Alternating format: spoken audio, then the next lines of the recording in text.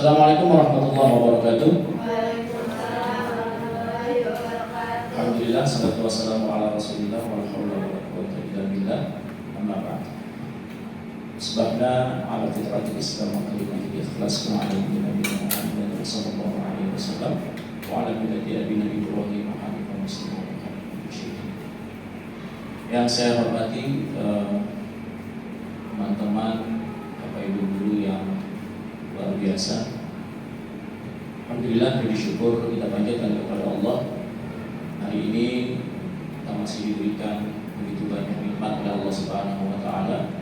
Mulai dari nikmat iman, nikmat Islam, nikmat sehat, panjang umur, waktu luang, dan banyak lagi nikmat yang lainnya. Kalau mau kita hitung, tidak akan ada yang mampu menentukan jumlahnya. Wa in ta'uddu ni'matallahi la tuhsuha. Siapa yang coba menghitung nikmat itu, percaya tidak akan ada yang mampu menentukan berapa jumlahnya, saking banyaknya. Baik, salam dan bahagia Bapak Ibu guru hebat. Sebelum kita mulai kegiatan kita hari ini, kita sama-sama berdoa kepada Allah, mudah-mudahan kegiatan hari ini diberikan keberkahan dan rahmat dari Allah Subhanahu wa taala. Bismillahirrahmanirrahim. Ya, selanjutnya Bapak Ibu, mohon maaf waktunya sudah saya ambil ya untuk kegiatan-kegiatan yang memang sudah terjadwal. Bapak Ibu ada yang mengajar, ada yang mungkin ada kesibukan yang lain, jadi mohon maaf. Saya sudah datang, terima kasih atas undangan yang Bapak Ibu penuhi. Mudah-mudahan hari ini adalah sama-sama kita coba untuk belajar terkait dengan hal-hal yang selama ini kita hadapi. Cuma memang selama ini kita juga masih kebingungan bagaimana caranya menghadapi problematika yang ada di sekolah kita. Mungkin bukan hanya sekolah kita, tapi juga banyak sekolah yang lain. Bahkan tadi saya bicara ngobrol sama Ustaz Nasrullah, menyatakan pondok pesantren juga sama, punya problematika yang sama. Karena itu mudah-mudahan materi ini akan menjadi sebuah wawasan baru untuk kita, bagaimana cara menghadapi problematika yang memang senantiasa akan kita hadapi dan nggak bisa menghindari. Baik, lanjut Pak Andi. Nah, baik Bapak Ibu, saya biasa kalau untuk memberikan materi, apakah itu di kelas sekolah gitu ya, atau di manapun, saya punya kesepakatan belajar atau kesepakatan kelas. Yang pertama, handphone disimpan dulu. Kemudian ya tolong disimak, didengarkan dengan seksama. Kemudian perhatikan dan simak. Kemudian ya boleh makan kalau sudah selesai. Oke. Baik Bapak Ibu, perhatikan gambar ini dengan seksama. Kemudian saya ingin bertanya kepada Bapak Ibu, kalau melihat gambar ini, apa yang ada di mindset Bapak Ibu, dan kemudian kira-kira filosofi apa yang terdapat dalam gambar ini? Silakan, siapa yang mau memberikan pendapatnya? Ini gambar apa Bapak Ibu? Petani menanam padi di sawah. Apa filosofinya? Nanti filosofinya mungkin itu padi itu diibaratkan sebagai seorang anak murid yang belajar, dan petani itu sebagai kita sebagai guru yang mengajarkan. Mungkin kalau misalnya ditanam dengan baik, maka akan tumbuh dengan baik. Kalau misalnya tanam dengan tidak baik, menjadi tidak baik. itu menurut Pak Andi. Saya Yang lain Bapak Ibu? Jika melihat gambar ini, apa yang ada dalam benak Bapak Ibu? Tidak? Anak padi itu kan tempatnya luas ya, soalnya luas, terus panas, dan nantinya tuh nggak bisa banyak, nggak bisa satu. Kalau saya sih ngambilnya itu bersabar. Ya. Jadi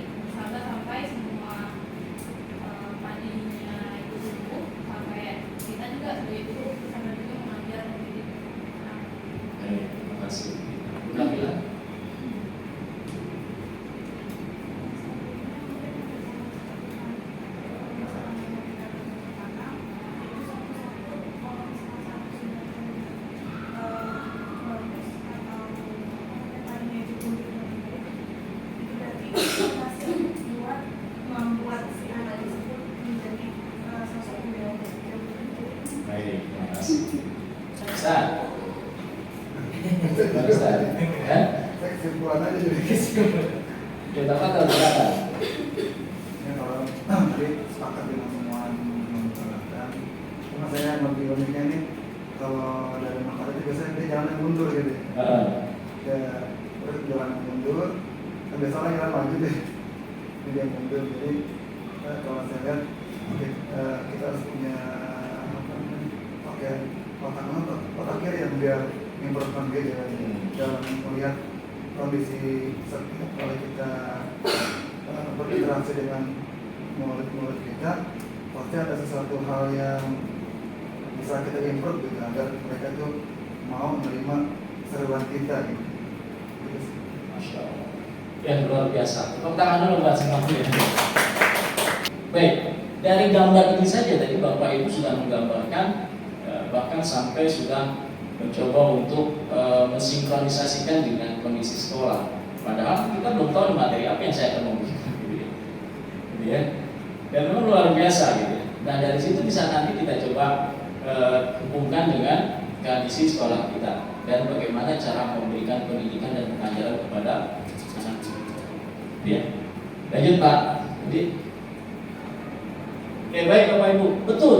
Jadi sekolah sama halnya dengan sawah atau tanah, gitu ya. Jadi sawah itu sama dengan tanah, sekolah. Petaninya seperti guru, padi adalah muridnya. Kalau memang muridnya itu atau bibit padinya bagus, berarti muridnya memang kita dapat murid yang intaknya itu memang sudah bagus. Nah tugasnya petani apa Bapak? Dengan bibit-bibit padinya itu, tugasnya dia seperti apa petani itu? Menanam dan kemudian merawat. Bisa nggak petani itu kemudian ngotot untuk merubah si padi, bibit padi ini tumbuh menjadi jagung? Bisa.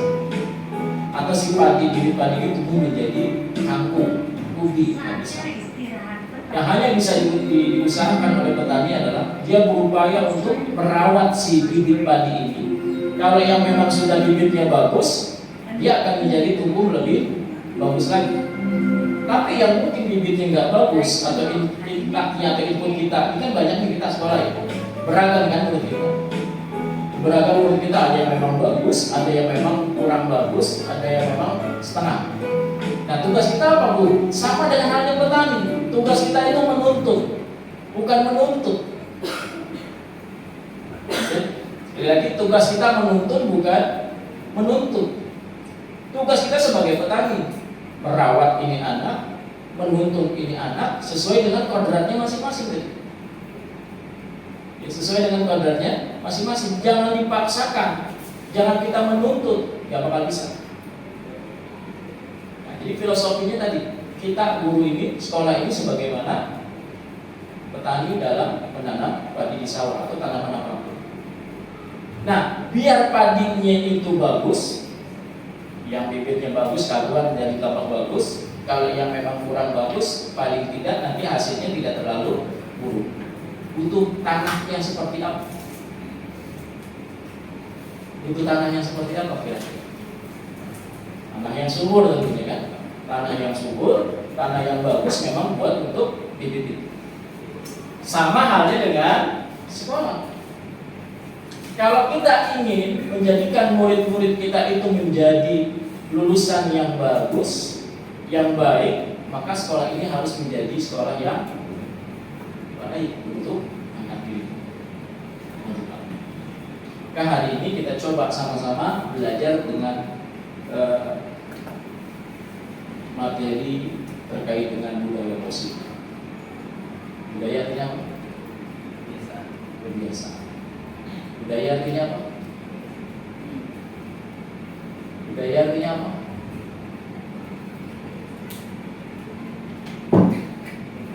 Ya, guru sejarah, budaya artinya apa? Seni budaya. Nah, artinya budaya apa?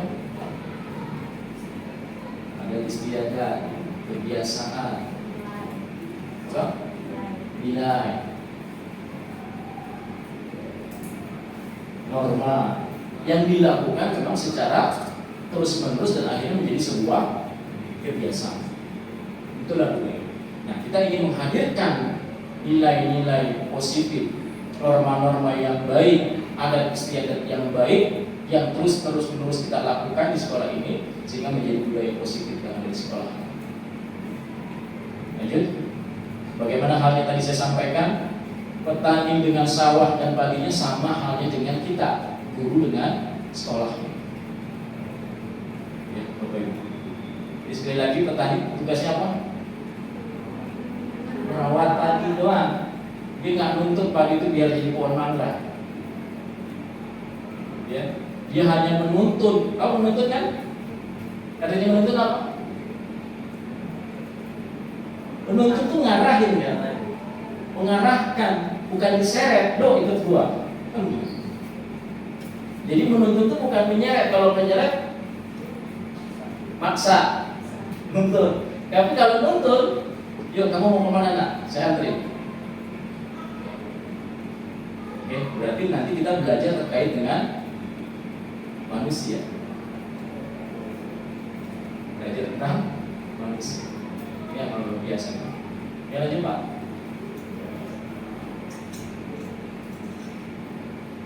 Oke. Nah, oleh karena itu Bapak Ibu, lanjut. Kita harus merubah paradigma belajar kita.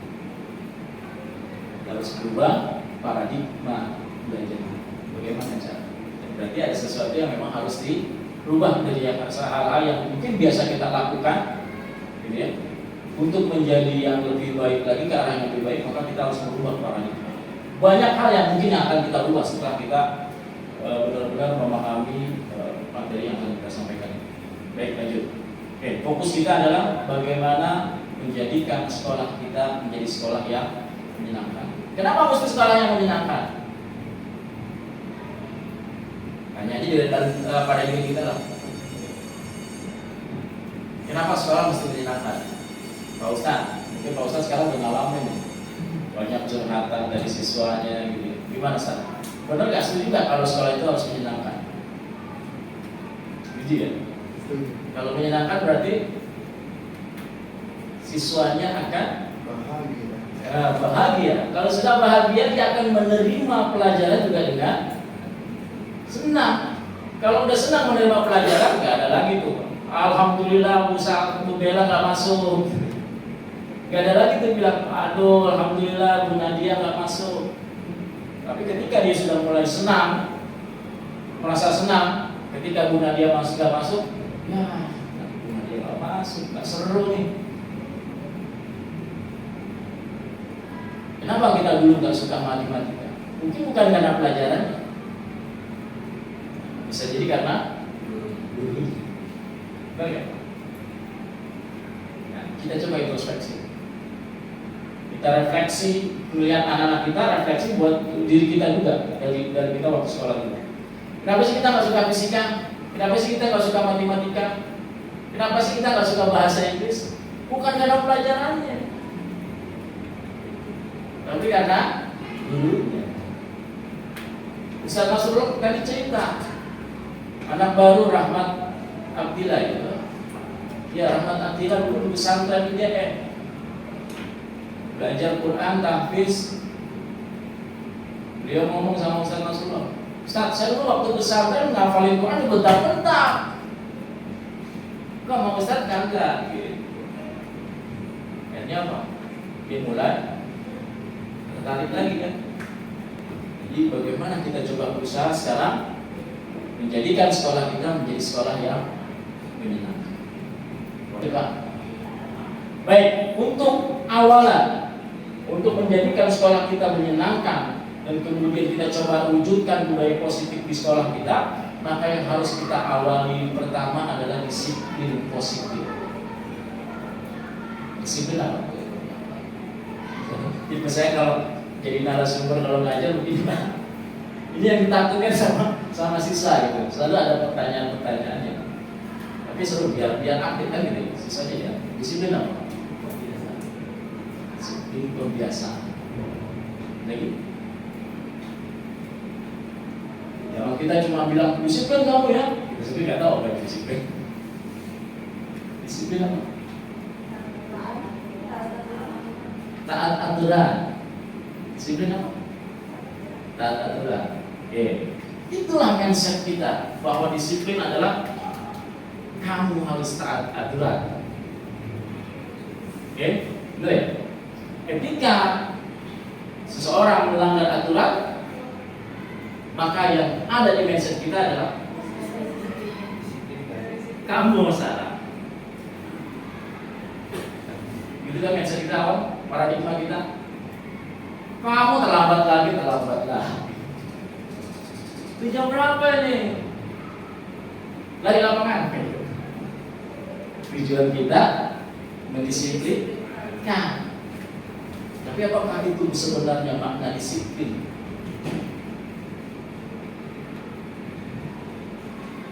Gimana? Nah, maka harus ada elemen positifnya. Apa itu disiplin positif? Lanjut Pak. Oke. Disiplin positif itu suatu pendekatan untuk menerapkan disiplin dari dalam diri anak tanpa hukuman dan hadiah. Dan ternyata selama ini kita masih dibilang gagal, salah dalam menerapkan disiplin. Kalau diberikan hukuman, kira-kira apa yang menjadi bekas di anak? Dan kita kadang banyak menemukan ketika anak itu melanggar dan kemudian kita hukum, apakah dia akan langsung berubah menjadi lebih baik? Tidak. Benar ya? Malah justru akan berulang lagi. Kenapa? Karena bukan dari dalam dirinya dia. Karena dia merasa, karena saya sudah ngobrol ya. Kemarin terakhir sama Obi, sampai 10 Bella tuh nanya, Pak, Obi diapain? Ya, hanya ngobrol. Dan ternyata dari obrolan seperti itu keluar semua. Dan itu yang nggak pernah kita lakukan ternyata. Ya. Dari obrolan saya itu keluar muncul kata itu.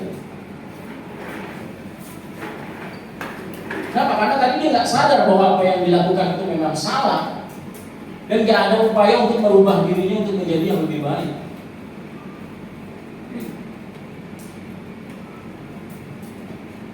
Ya, benar ya. Memang kita bodoh banget melihat tidak ada yang salah. Lanjut Pak. Dan disiplin itu adalah bukan mengenai anak secara langsung. Makanya saya sampaikan ke Ustadz di pondok Ustadz. Mereka cerita ada anak yang mau kabur segala macam. Sampai kemudian ulang-ulang mau kabur. Saya sampaikan ke dia. Kenapa kita harus fokus kepada kesalahan anak? Kenapa kita coba cari tahu kenapa dia melakukan itu? Alasan apa yang mendasari dia melakukan itu?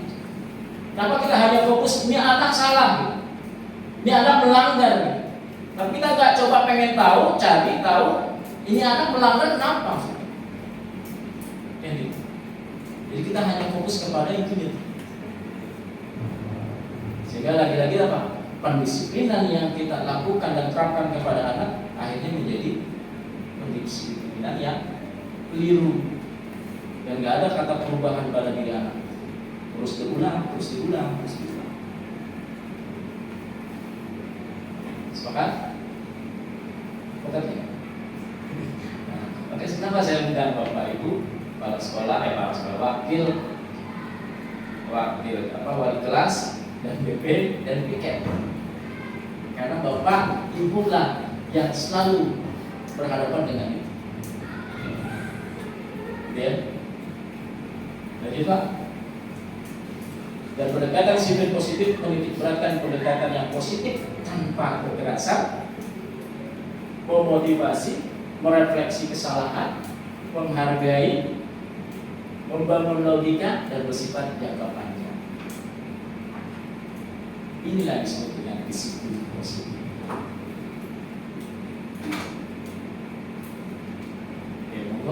catat atau enggak dipahami. Kita sama-sama coba memahami dan menjalankan. Jadi nanti kalau menghadapi siswa yang punya masalah, kita coba belajar. Ini awal barometer untuk menuju kepada sekolah yang menyenangkan dan mewujudkan budaya positif. Lanjut. Sekarang saya pengen coba ada permainan. Nanti berpasangan A B. Apa permainannya? Boleh nanti gantian. Yang A, jadi ini Bapak Ibu, seolah-olah Bapak Ibu menggenggam, ini yang A, menggenggam sesuatu yang sangat berharga dalam hidup Bapak Ibu. Saking berharganya itu, ya Bapak Ibu tidak akan melepaskan hal itu. Paham ya? Tugas yang pertama itu. Lalu yang kedua si D, dia harus berusaha bagaimana meminta kepada si A apa yang berharga miliknya dia. Bagaimanapun caranya terserah Bapak Ibu, mau ngerayu, mau maksa, mau kritikin atau segala macam silakan. Ya, silakan. Ya, bagaimana caranya? Yang pertama si A, yang ada di genggamannya adalah hal yang paling berharga dalam kehidupannya. Yang paling berharga, yang gak mungkin dia akan sia-siakan atau lepaskan. Dan yang kedua tugasnya adalah meminta. Oke, silakan. Siapa yang mau jadi A, siapa yang mau jadi B? Oke, kita coba dulu siapa. Nah, bagaimana caranya meminta yang berharga punya minta. Dan kira-kira Dina mau ngasih nomor? Silakan. Minta Nabila.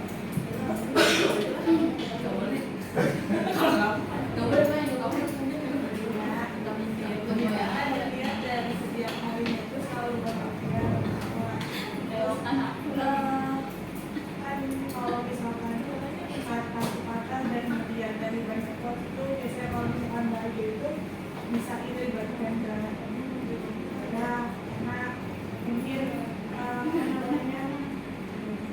bahagianya kita bisa jadi sumber bahagianya Loh, bisa. Jadi mau bagi suami. Sudah tidak mau membagikan suami dan misalnya. jadi mungkin bisa diceritakan gitu kebahagiaannya.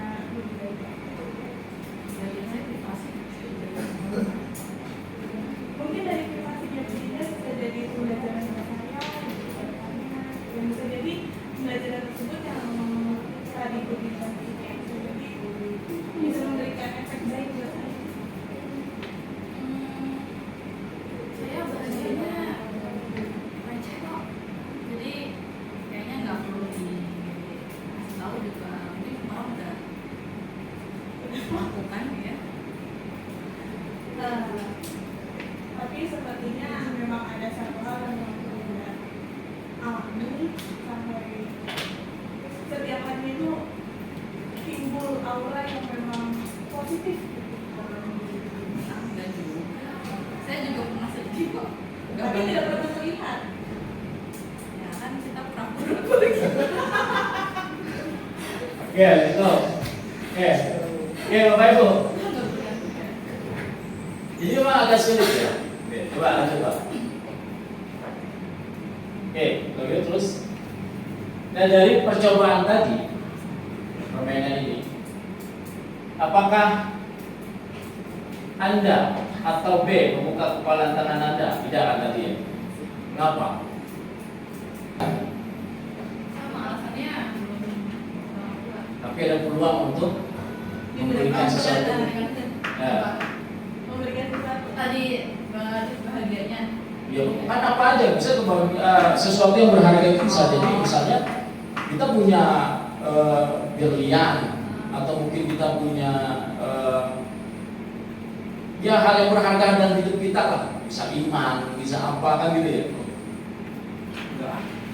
Benar nggak? Kita kayaknya mau buka itu berat gitu kan? Kayak gitu benar nggak? Ini alasannya. Kalau membuka itu alasannya apa? Tadi mungkin ada peluang untuk membuka. Kalau memang rayuannya, rujukannya, ya, atau hal-hal yang mungkin bisa merundukkan diri kita. Baik, lanjut Pak Dik. Nah, dalam kegiatan ini sesungguhnya siapa yang memegang kendali dan atau kontrol untuk membuka atau menutup kepala tangan? Siapa? Siapa yang punya kendali? Si A. Benar kan? Yang punya kontrolnya itu adalah si A. Sebagaimanapun kerasnya si B untuk memaksa membuka tangannya si A, kalau si A nggak mau, nggak bakal terbuka. Benar kan? Kalaupun pada akhirnya dia mau, sebenarnya bukan karena kemauan si A, tapi karena hal-hal yang lain. Mungkin dipaksa, mungkin diancam, ya. Tapi coba ini yang akan kita masuki. Ini ya. Jadi coba kita merubah paradigma dari stimulus respon kepada pendekatan teori kontrol. Stimulus respon apa artinya? Ada stimulus, ada respon. Ada stimulus apa? Rangsangan. Rangsangan itu berupa apa aja itu? Mau kata-kata, mau apa segala macam rangsangan. Dan kemudian ada responnya. Ini biasa kita lakukan. Stimulus, respon. Dan juga apa itu stimulus respon? Proses belajar merupakan suatu tanggapan dari seseorang terhadap suatu rangsangan yang dihadapinya. Ya, kita sama-sama paham. Kemudian teori kontrol, bahwa semua perilaku memiliki tujuan, bahkan terhadap perilaku yang tidak disukai. Nah, nanti kita masuk ke sini. Jadi, ketika siswa murid kita melakukan keburukan, pasti ada alasan dan tujuan yang dia miliki. Kalau kita memaksa memberikan hukuman, kamu kok pakai sepatu nih hari apa? Buka, lari. Sejatinya kita bukan mengendalikan si anak, tetapi sesungguhnya anak mengalahkan dirinya terhadap kontrol yang dia. Kira-kira bakalan sadar nggak tuh? Bakal. Sejatinya manusia itu memiliki kontrol masing-masing. Dan bagaimana dia bisa menghidupkan kontrol itu tanpa ada paksaan, tanpa ada hal-hal yang lain, tapi berdasarkan dalam dirinya sendiri. Nanti kita coba belajar bicara. Lagi-lagi selama ini kita melakukan hal-hal yang salah. Apalagi saya dulu, luar biasa. Ini kamu bukan? Dia pak gitu. Walaupun mungkin selama proses itu akan ada perubahan selanjutnya, tapi nggak sekaligus langsung. Ya. Lanjut Pak. Nah ini Bapak Ibu terkait dengan stimulus, respon dan teori kontrol. Boleh nanti kita sama-sama pelajari. Ya. Kalau stimulus respon, realitas kebutuhannya itu kita merasa semua sama. Melihat murid semua sama, bahkan kita nyamain sama diri kita. Dan tadi filosofi nanam padi satu-satu, berarti kita harus melihat per murid, per siswa, beda-beda dia. Tapi kalau teori kontrol, kita berbeda, jadi paham dia. Ya. Kemudian semua orang melihat hal yang sama, tapi kalau teori kontrol memiliki gambaran yang beda. Kenapa sih ini anak tidur kalau kita pelajaran kita? Jangan kemudian dipukul rata, males banget nih anak. Kayaknya enggak senang banget pelajaran saya kan. Kalau belajar tidur aja. Nah, ya. Tapi kalau teori kontrol kita memiliki gambaran berbeda. Nah itu kita coba apa? Coba masuk ke dalam dirinya dia, masalahnya dia. Kemudian kita bertanya, kenapa kamu ngantuk nak? Bisa jadi dia tertidur dalam kelas, malamnya dia bantuin ibunya sampai dia begadang. Atau bisa jadi juga dia melakukan hal-hal yang negatif di sepanjang malam. Tapi dari situ kemudian kita bisa mengambil tindakan dan kemudian jalan kedua. Tapi kalau kita pukul rata sama, malasnya. Benar ya? Akhirnya apa? Ya udah, yang ada adalah beban buat kita sebagai guru. Kemudian kita mindsetnya negatif sama nih anak. Karena ini nggak ada mau ada paradigma perubahan buat kita sebagai guru terhadap anak kita. Oke, lanjut Pak. Ini ada dua ya, motivasi intrinsik, ada juga motivasi. Nah, kalau yang dari ekstrinsik ini adalah dari luar tuh, hukuman, teguran, ancaman. Kamu kalau nggak ikut pelajaran saya nggak ada nilai. Paksa gitu. Ya, kamu kalau nggak remedial, saya terus nanya padanya. Tapi kalau intrinsik, kita coba memunculkan motivasi itu dalam dirinya dia. Maksudnya apa? Ya atas kesadaran diri dia gitu. Jadi dia benar-benar sadar bahwa apa yang dia lakukan itu adalah sesuatu hal yang kurang, salah, dan dia harus merubah itu dengan sendirinya. Bukan karena dipaksa, bukan karena hukuman, bukan karena reward. Oh, saya kalau ngerjain tugas ini nanti dikasih hadiahnya sama bumiannya. Bukan karena itu. Dan biasanya kalau dikasih reward itu, orang kalau yang punya motivasi karena embel-embel dengan yang tidak, beda apa enggak? Lebih bagus sama tanpa ada embel-embel kan? Dan bahkan ada teori memberikan penghargaan sama dengan memberikan hukuman. Memberikan penghargaan sama dengan memberikan hukuman. Loh kok bisa? Kenapa Bang?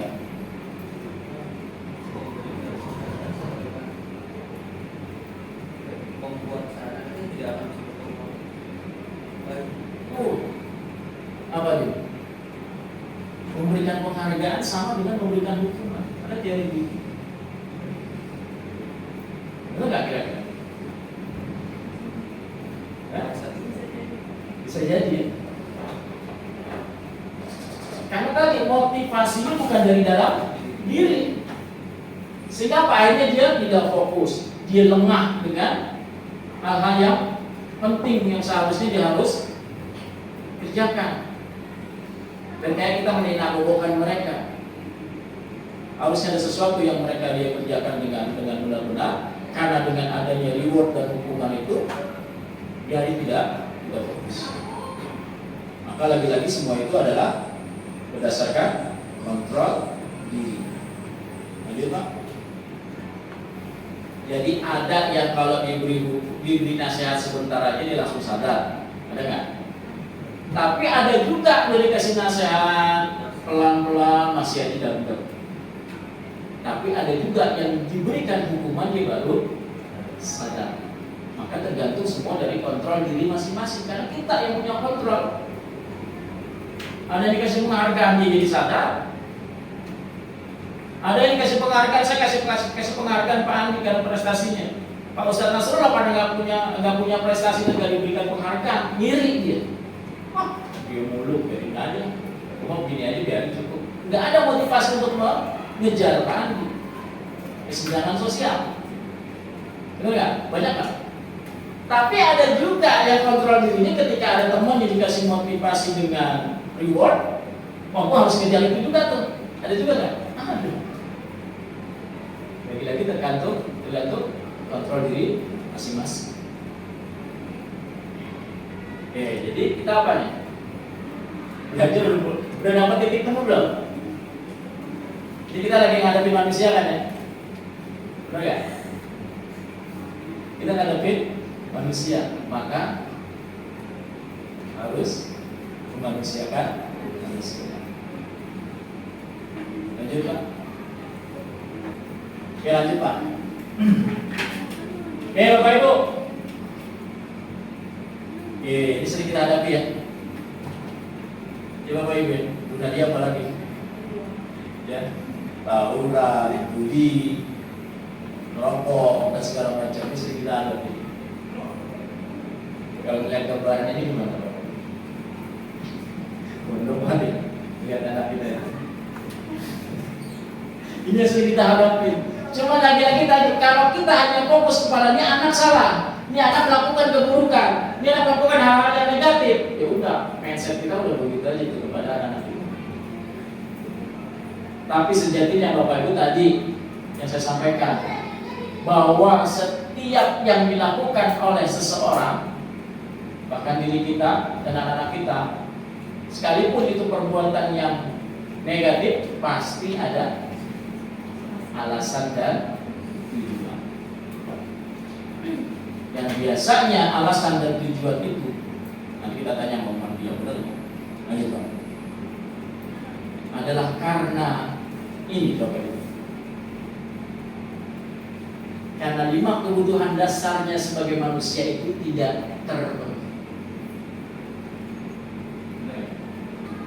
Ada yang ditanya, kenapa kamu merokok? Kenapa kamu nongkrong di luar? Ada yang menjawab, saya di rumah sendirian Pak, sekian. Bapak saya mah ada, tapi gak ada nongkrong, gak ada yang ngajak ngobrol saya. Saya cari keluar. Bapak Ibu saya bercerai Pak.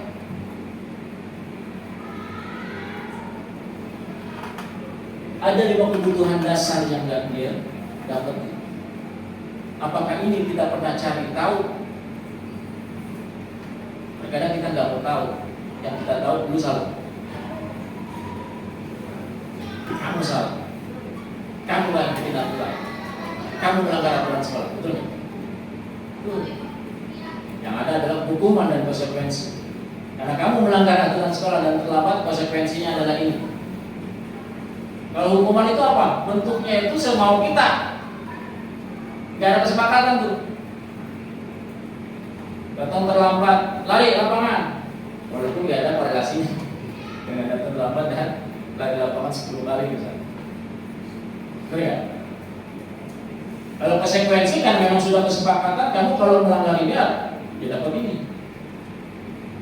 Ya, kamu kalau nggak ngerjain ini, ya nilainya berkurang. Itu konsekuensi.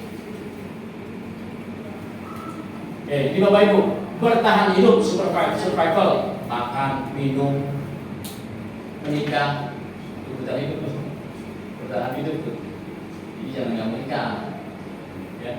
Makan, minum itu adalah kebutuhan dasar. Dia merasa pengen dikasih sayangin, merasa dirinya nanti diterima, kemudian dia pengen adanya kebebasan, dia pengen punya kesenangan, dan kadang kita juga pengen nunjukin bahwa diri kita itu hebat, kuat, pintar, penguasaan namanya power. Benar nggak Bapak Ibu? Jangankan anak didik kita pun sama sebagai guru. Kalau 5 kebutuhan dasar tidak kita dapetin, hasil apa? Ada aja yang kita cari itu. Marah-marah, anak jadi sasaran, nggak mood. Kalau nggak mood itu artinya apa? Ada kebutuhan dasar yang nggak dipenuhi. Nah, saya pengen kita semua coba belajar. Jangan cuma kita fokus kepada anak murid, tapi kita coba refleksi diri kita. Kita sama manusia juga yang memiliki kebutuhan dasar ini. Kalau memang tidak terpenuhi juga kita sama tuh mencarinya. Dia pelariannya itu kemana-mana.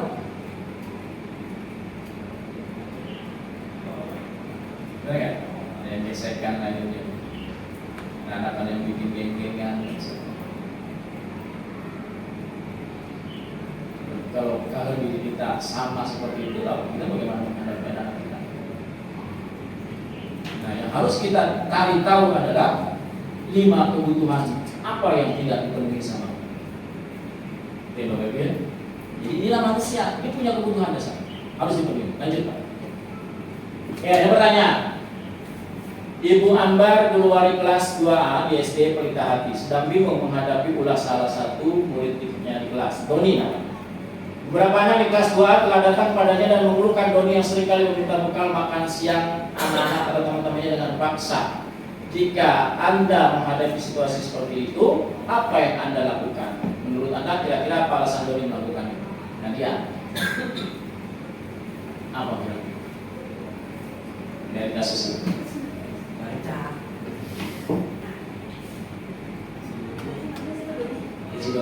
Si Doni suka merebut makanan temannya. Apa ya? Biasanya karena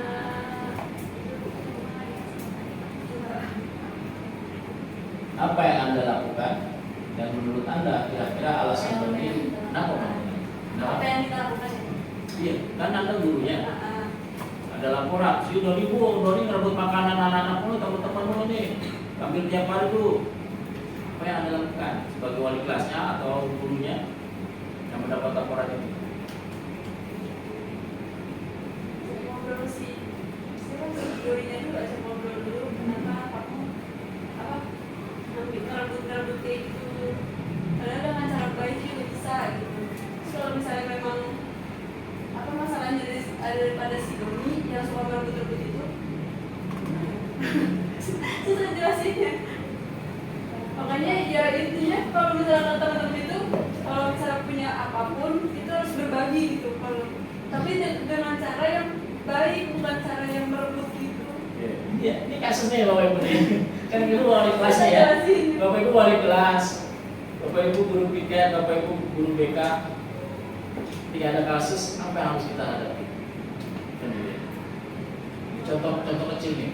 Nah, kira-kira alasan Doni lakuin itu apa? Pengen gitu kayak pengen. Bisa jadi dia nggak dikasih bekal sama mamanya. Tuhan untuk bertahan hidupnya tidak di. Kedua, apa? Bisa jadi dia pengen diakui bahwa diri dia itu hebat nih, suka ngisengin temannya. Ketiga, dia pengen kesenangan aja, pengen tahu lihat ekspresi teman-temannya. Kalau lagi isengin gimana sih? Senang aja kan? Ada anak yang gitu ya? Ada. Temannya nangis dia senang tuh. Hasil ulah hasilnya dia. Apalagi kebebasan. Dia mau melakukan apa itu terserah dia tuh. Nah, ternyata itu tadi 5 kebutuhan dasar itu yang tidak terpenuhi si Doni, sehingga dia melakukan atau mengambil tindakan seperti itu. Betul nggak? Tuh. Ya lanjut Pak. Nah sekarang kita bermain. Ini uji ini kita. Ada Bimo nih. Bimo kualitasnya sama. Anak Bimo ini bukan mereka. Bimo seorang anak TKB selalu berlari keluar kelas menuju jalan raya di depan sekolahnya yang ramai dengan kendaraan. Tingkahnya menurut guru Bu Ani bingung. Bu Ani itu bingung, seringkali lari mengejarnya. Bu Ani tidak. Kalau yang TK, kalau anak SMA lari itu bodo amat untuk menabrak juga. Nah, ada beberapa kemungkinan jawaban yang diberikan Bimo. Misalnya salah satunya adalah aku senang main kejar-kejaran dengan ibu guru, seru. Kira-kira kebutuhan dasar apa yang pengen dipenuhi sama Doni? Sama Bimo? Apa? Senangan. Cinta dan kasih sayang. Apa Ustaz? Apa Ustaz? Aku senang main kejar-kejaran dengan ibu guru di seluruh. Kayak ada kebebasan, ada kesenangan. Kira-kira kebutuhan dasar apa yang akan dipenuhi sama Doni?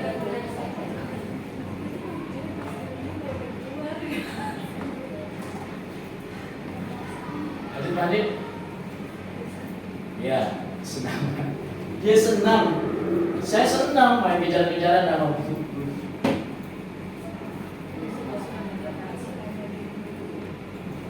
Oke, lanjut.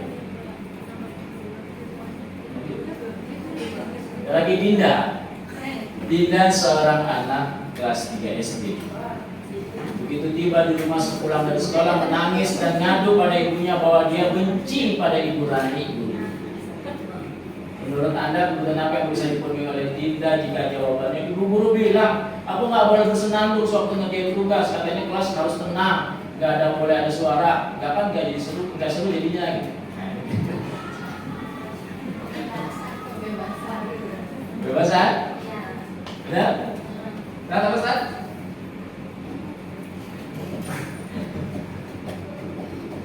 Lanjut. Semangat. Dia senang bersenandung. Dia senang bernyanyi tuh.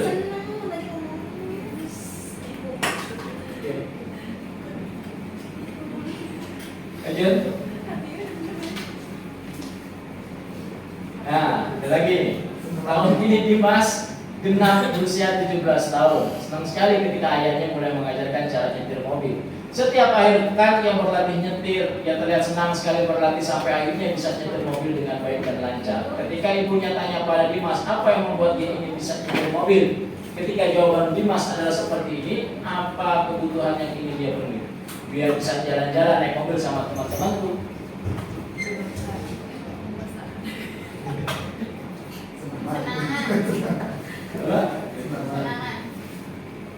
Biar bisa jalan-jalan naik mobil sama teman-temanku. Oh, kepuasan. Lanjut jawab Pak. Kepuasan. Cinta dan kasih sayang. Cinta dan kasih sayang itu bisa didapat dari keluarganya, dari teman-temannya, dari gurunya.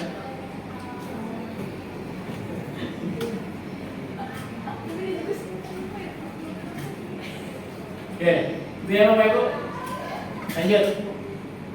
Oleh karena itu sekarang ketika kita sudah memahami itu semua bahwa kontrol itu ada di murid, kita memang benar-benar pahami bahwa murid melakukan sesuatu pasti ada alasan dengan 5 kebutuhan dasar yang mungkin dia tidak temui. Maka kalau ingin membangun budaya positif di sekolah, yang selanjutnya adalah coba buat keyakinan kelas. Apa keyakinan kelas? Tahu nggak? Kita kayaknya belum pernah buat ini. Sekarang udah lagi marak dibuat keyakinan kelas. Biasanya kita buat apa?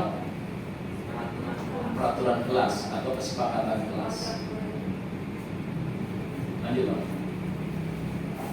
Kenapa harus keyakinan kelas? Kenapa tidak peraturan kelas? Ini. Kalau kita tanya Bapak Ibu, mengapa kita kalau naik motor harus pakai helm? Kenapa Pak? Biar nggak ditilang, biar aman, biar aman. Kenapa kita memiliki peraturan tentang penggunaan masker dan mencuci tangan setiap saat? Alasannya pasti kesehatan. Benar? Tadi Pak. Nah ini jawabannya benar. Kemungkinan jawaban Anda adalah untuk keselamatan, kemudian kemungkinan adalah kesehatan atau keselamatan. Nah, nilai keselamatan dan kemudian kesehatan itulah yang disebut dengan keyakinan. Maka sekarang ini lebih marak justru yang harus ditingkatkan adalah bukan peraturan, justru keyakinan. Karena keyakinan itu adalah nilai-nilai kebajikan yang sifatnya universal. Kalau bicara keselamatan, bicara kesehatan, tidak satu. Dilarang merokok pun kita nggak perlu lagi ngomongin. Kalau anak-anak sudah punya keyakinan bahwa kesehatan itu penting, maka dia tidak akan merokok. Benar ya? Dia tidak akan narkoba. Kalau dia sudah yakin keselamatan itu penting buat dirinya, maka dia nggak akan tawuran. Lagi-lagi motivasi dalam dirinya harus dibangkitkan atau intrinsik. Lanjut Pak. Nah ini dia nanti kita masuk ke 5 posisi kontrol. Ini yang biasa kita lakukan ya. Lanjut. Biasanya kita itu sebagai penghukum, salah hukum. Lanjut. Atau kedua, membuat merasa bersalah. Kamu yang kekasihan sama orang tua kamu, udah bela-belain. Kamu nggak kasihan sama saya ya, sama itu ya. Bener gak? Itu kita sering lakukan ini kan? Bener gak? Iya. Dan ternyata katanya penghukum dan pembuat merasa bersalah ini lebih bahaya yang pembuat merasa bersalah. Dan itu siswanya jadi merasa jadi ingat emaknya depresi. Lanjut. ada juga kadang kita sebagai beban. Kamu gimana sih mau bapak begitu amat? Akhirnya anak jadi apa? Semakin kita dekat, semakin anak jadi menggampangin, acuh. Udah pak tenang aja lah ya, enak bapak gitu aja, ribet banget. Ya udah kamu jangan terlambat pulang, nggak enak lah. Nanti bapak yang ngomelin. Tenang deh. Kemudian pemantau. Kalau pemantau itu ngawasin ya, dan yang apa yang diawasi itu sesuai dengan apa yang ada terkait dengan peraturan. Kamu jam berapa? Terlambat ya mas ini. Dari jam 6.30 datang jam 6.50. Apa konsekuensinya itu? Kamu terlambat begitu. Kalau penghukum lari, nggak? Siram pohonan, pel lapangan, jalan jongkok. Dulu masa saya semua gitu. Dan terlambat sudah jalan jongkok, masya Allah. Karena belum tahu ilmunya saat. Ya. Jadi 4 dari 5 posisi kontrol ini sering kita lakukan, ya. Betul? Benar kan? Tapi yang ini belum kayaknya sebagai seorang manajer. Kalau manajer apa sih? Ya, kan kalau manajer itu ada perencanaan, koordinasi, pengorganisasian, kan? Sifatnya dialog, betul ya? Sifatnya kemudian mencari solusi, mencari jalan keluar untuk mencapai tujuan sama-sama. Kalau bisa kita coba menjadi posisi kontrol yang manajer. Lanjut Pak. Nah ini dia pertanyaannya. Saya kecewa sekali dengan kamu. Nah kira-kira ini posisi kontrol yang mana? Saya kecewa sekali dengan kamu. Merasa bersalah. Membuat masalah. Coba udah kan? Adi, ayolah, bagaimana sih kamu kemarin kamu sudah janji ke bapak bukan? Kenapa terlambat lagi? Nah. Oh terlambat lagi pasti terlambat lagi, gitu ya pasti itu. Kamu terlambat lagi. Kamu terlambat 15 menit, apakah kamu sudah mengikuti konsekuensi yang dilakukan? Mantap. Itu bahasa kita nih. Nah, lalu bagaimana yang manajer? Yang manajer dia melakukan yang namanya restitusi. Apa itu restitusi? Proses menciptakan kondisi bagi murid untuk memperbaiki kesalahan mereka, sehingga mereka bisa kembali pada kelompok mereka dengan karakter yang lebih kuat. Restitusi juga merupakan proses kolaboratif yang mengajarkan murid untuk mencari solusi untuk masalah mereka dan membantu murid berpikir tentang orang seperti apa yang mereka inginkan dan bagaimana mereka harus memperlakukan orang lain. Iya, restitusi. Ini belum pernah lakukan kan? Dia belum. Mungkin tidak. Mungkin tidak. Belum. Oke, lanjut Pak. Nah, dalam restitusi ada 3 langkah yang harus kita lakukan Bapak Ibu ketika nangani murid. Yang biasa kan coba pakai yang ini. Pertama, menstabilkan identitas. Kedua, validasi tindakan yang salah. Kemudian menanyakan keyakinan. 3 hal yang harus dilakukan. Misal contoh ya, saya mau dialog. Misalnya pindah terlambat. Saya coba pakai cara diskusi ya. Itu terlambat. Pertama, menstabilkan identitas. Tidak. Ini sudah jam berapa? Jam 3:30 sekolah kan masuk. Jam segini sudah baru datang. Ini terlambat dulu. Kemudian, menstabilkan identitas itu adalah yang namanya stabil apa?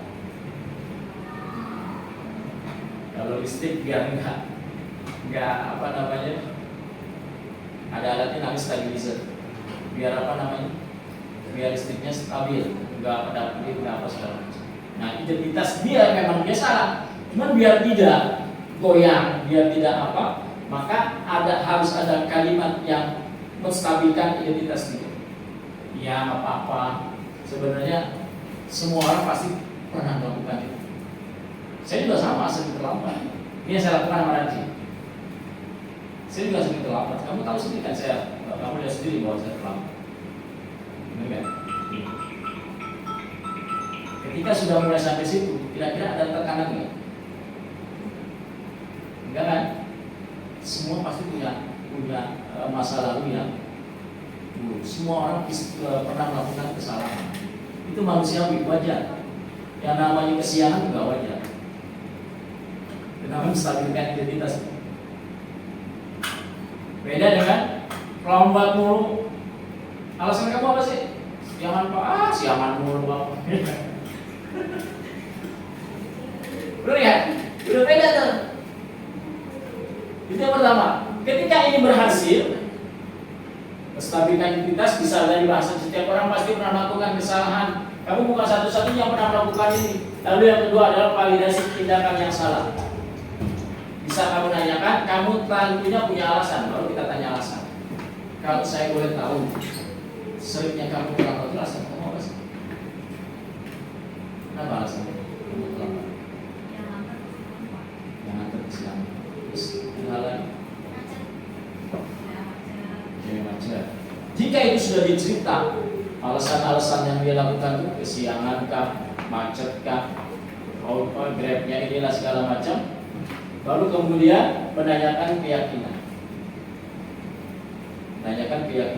Menanyakan keyakinan ini adalah kita coba memotivasi dirinya dia itu bahwa apa yang dia lakukan adalah sesuatu hal yang negatif dan dampaknya juga akan buruk buat dirinya. Lalu dia nggak pengen kan dia melakukan hal itu terus. Lalu apa yang harus dia lakukan untuk berubah tanpa ada tekanan, tanpa ada hal-hal yang membuat dia menjadi tertekan. Ingat, kontrol itu punya diri sendiri. Tugas kita adalah, makanya bisa ditanyakan, kamu ingin seperti apa sih sebenarnya?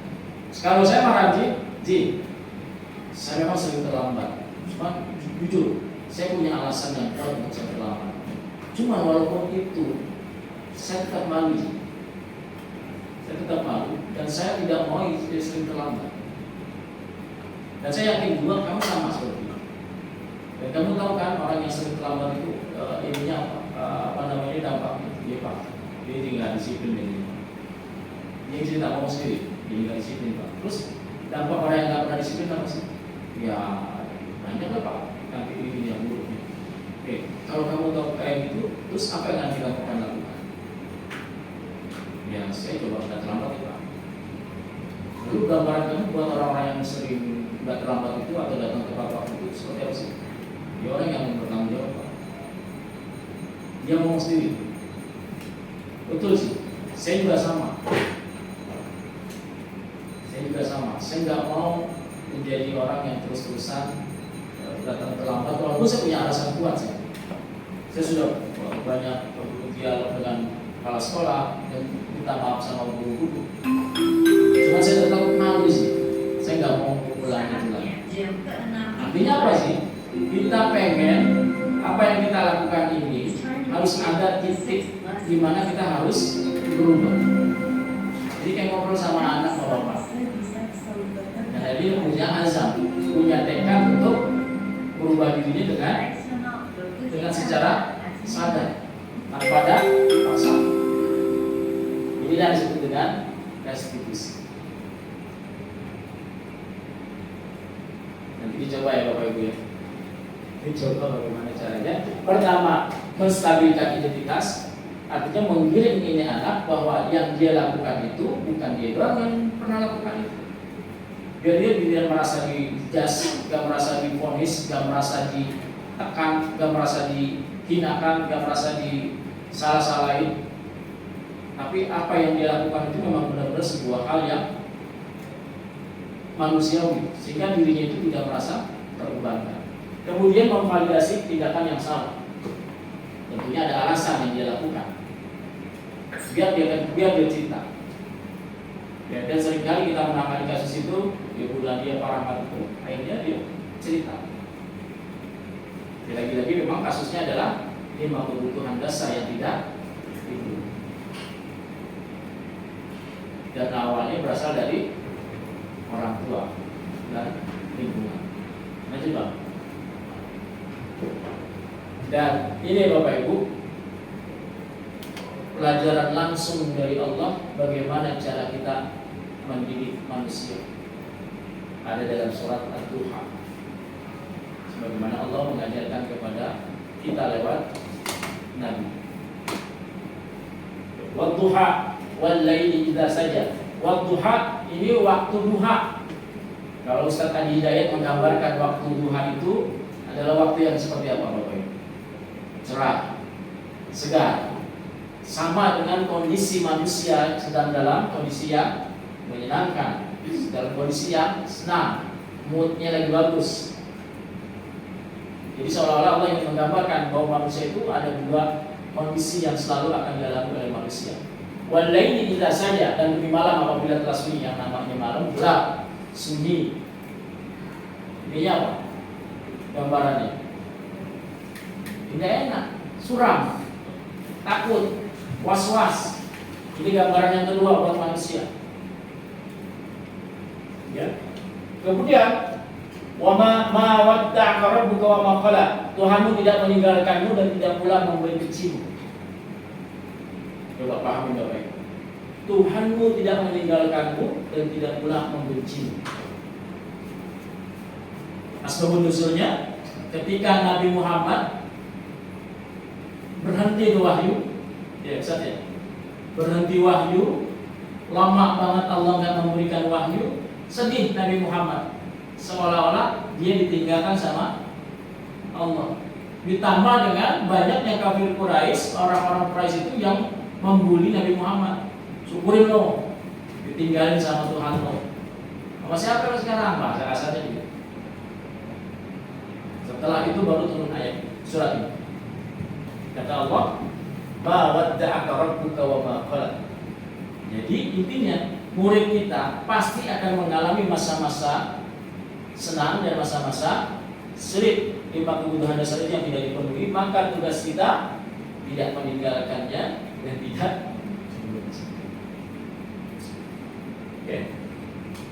walal akhiratu khairul laka minal ula, dan sungguh yang kemudian itu lebih baik bagimu dari yang permulaan. Ini motivasi. Kita memberikan motivasi kepada siswa kita. Kalau bahasanya kayak jadi watara apa?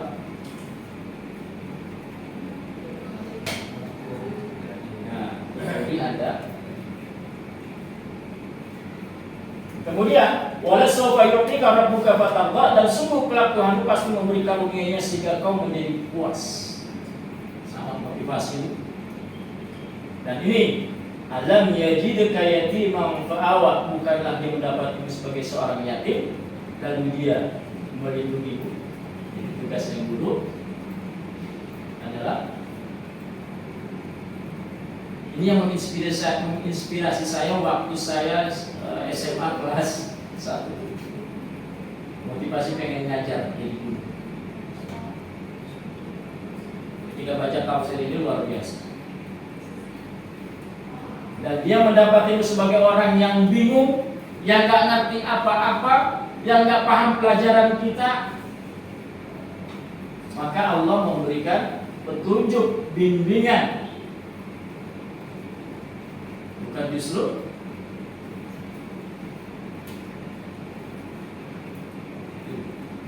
dan ternyata mungkin dari beberapa siswa kita di kelas yang jumlahnya sekian itu ada yang nggak paham dengan pelajaran kita, maka kita nggak boleh sebagaimana menanam padi harus satu-satu, kita harus tahu kondisi muridnya satu-satu. Nggak bisa dipukul rata. Kenapa sih Anu nggak bisa memahami pelajaran saya? Bagaimana Ustaz Nasrullah? Pak, saya bahasa Arab dari nol aja lah.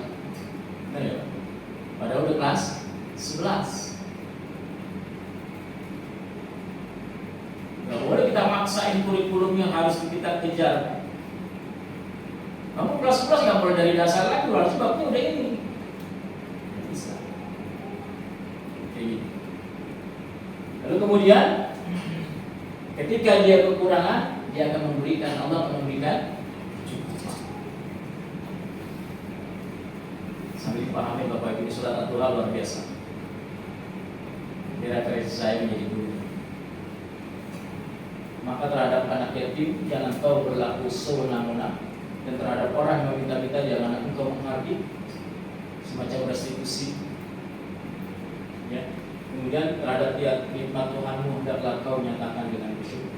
Maka surat At-Taha ini kemudian ada kelanjutannya surat Al-Insyirah, dan itu sangat-sangat berhubungan.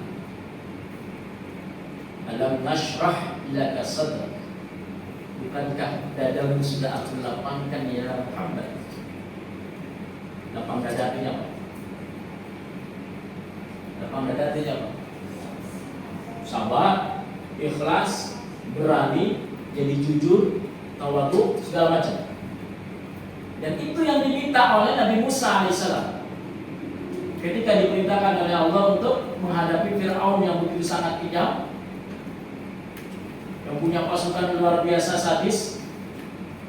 Diperintahkan oleh Allah, ya Musa dan Harun temuin Fir'aun karena dia sudah kelewat batas.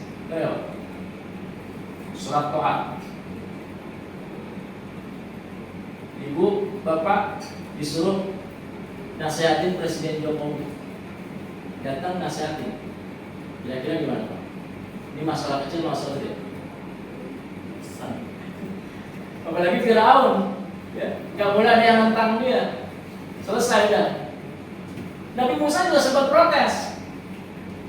Ya Allah, kalau saya datang nasihatin Firaun, dia nggak bakalan ini dia nih, ya, nggak bakalan dia lurus lagi nih.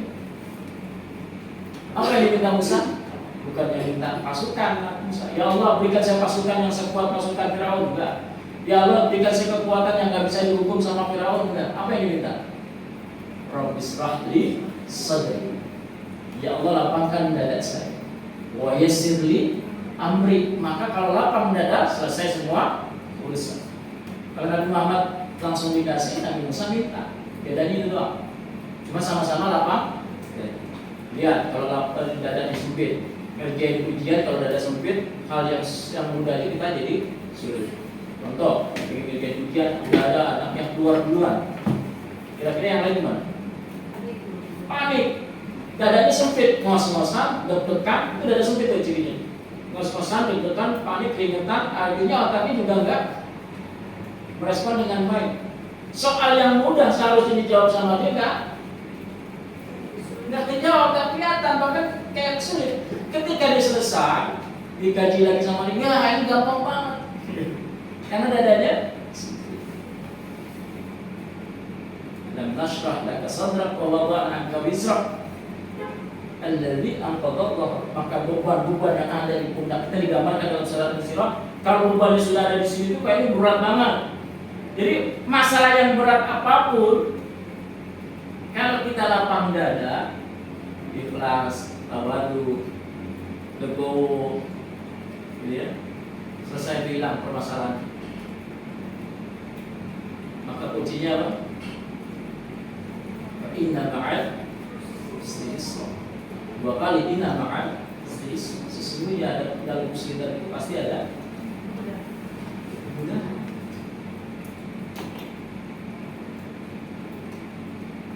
Itu loh. Jadi jangan membenci murid kita. Dan kita coba lapang dada ketika ada murid kita melakukan hal-hal yang negatif. Kita coba pahami bahwa pasti ada alasan yang dia lakukan ketika dia melakukan itu. Maka lapang dadalah kita untuk membantu dia untuk mencari jalan keluar, solusi untuk ke arah yang lebih baik lagi. Tanamkan kepada mereka nilai-nilai kebajikan dan kejujuran. Dan benahi dulu dari kita. Jangan kita guru-guru yang punya masalah juga. Bagaimana cara menghadapi murid-murid kita. Maka ketika kita punya masalah, yuk lapang dada. Bagaimana Nabi Musa, berat banget itu bebannya. Ada di Fir'aun. Fir'aun bilang mati. Ayo. Kita bicara sejarahnya Fir'aun luar biasa.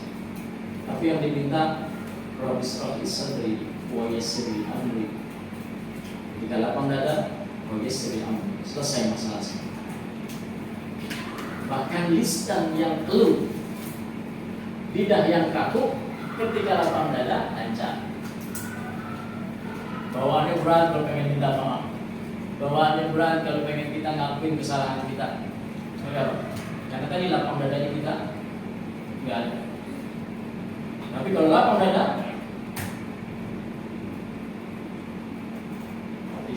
bisa kita juga jadi enteng. Karena doa ini pakai buat pidato, lampu lomba ceramah, lomba pidato dipakai. Biar tadi ngomongin kita lancar. Padahal maknanya itu luar biasa. Oke, Bapak Ibu ya. Nah inilah kesimpulannya dari semua yang kita pelajari tadi. Tetaplah jadi manusia, mengertilah manusia, dan memanusiakanlah manusia. Dan ada lagi dari Gusmus, mereka yang menghadapi api dengan api biasanya hanya memperoleh api. Nah maksudnya, ya,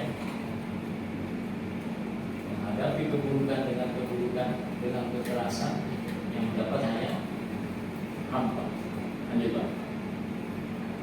Kemudian dari Abdul Muti, mendidik adalah proses memanusiakan manusia sebagai makhluk Tuhan yang paling utama sehingga bisa menjadi pemimpin yang memakmurkan bumi, bukan untuk menjadikan manusia sebagai kulit dan subordinat materi.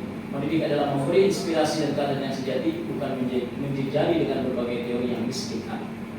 Terima kasih atas waktunya Bapak Ibu ya, yang sudah mau menerima undangan saya. Ya, hari ini kita sama-sama belajar. Saya memberikan ini bukan karena saya sudah pandai dan ahli. Justru saya mengundang Bapak Ibu ini sebagai tugas saya sebagai guru penggerak. Makanya saya videokan dan kita sama-sama berbagi. Dan ternyata permasalahan kita sama. Mudah-mudahan ini menjadi sebuah pencerahan dan wawasan kita dalam menghadapi murid-murid kita, siswa kita. Dan ingat, murid kita adalah manusia, maka menghadapilah dengan cara manusia. Jadi kita berdoa kepada Allah mudah-mudahan ini menjadi sebuah keberkahan